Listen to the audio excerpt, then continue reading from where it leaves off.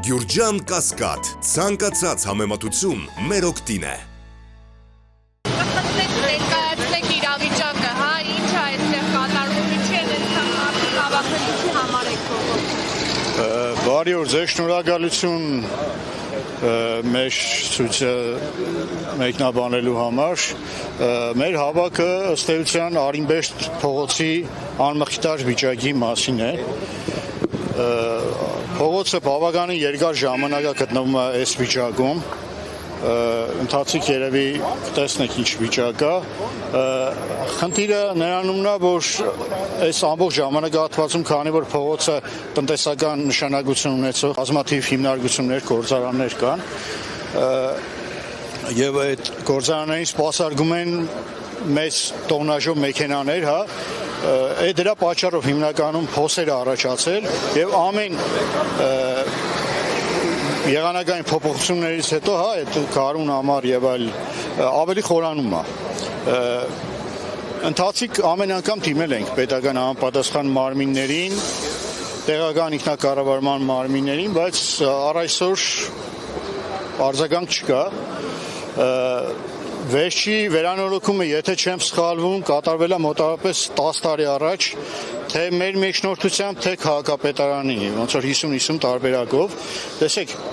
մի հատ ցուցանիշ ասեմ, որը արդեն դրագրի։ Կայրանից մինչև Արցախի փողոցի վերջը, Արինբերդի սկիզբը, կազմում է մոտավորապես 4-ից 5 կիլոմետր։ Մենք գալիս ենք այդ հատվածը այնքան ժամանակում, ինչքան որ բարձրանում ենք այս 980 մետրը, մոտ 1 կիլոմետրը։ Այսքանն եմ ուզում բանել եւ մի հատ էլի կարևոր խնդիր կա, դա տրանսպորտի խնդիրն է։ Բնականաբար, չգիտեմ, երևի ես վիճակից ելնելով է թե ինչա, այստեղ ընդամենը աշխատում է մի հատ 48 համարի ավտոբուս, որը Զավարյան փողոցից, եթե չեմ սխալվում, ընդամենը 2 հատ ավտոբուս է, Զավարյան փողոցից մոտենում է այստեղ եւ չի հասցնում սպասարկել քաղաքացիներին, աշխատողներին եւ այլն։ Շատերը մեր մոտ աշխատանքի չեն ուզում ընդունվել, հենց այդ տրանսպորտի պատճառով։ Այսքանն եմ ուզում ասել, եթե իշխանությանը դիմել եք երբևէ։ Անձամբ ես քաղաքապետարանի նամակ եմ ուղարկել, որի մեջ 23-ին էլ էր, 24-ին էլ մեքենան էլ դրա պատճառով վթարվել էր։ Ինձ գրավոր պատասխան է եկել 25 թվականի առաջի կիսամյակին նախատեսել ենք վերանորոգման աշխատանքների փուլի մեջ ներառել Արինբերդի փողոցը։ Առ այսօր ոչ մի պատասխան այլ չունենք ստացած։ Այսինքն այս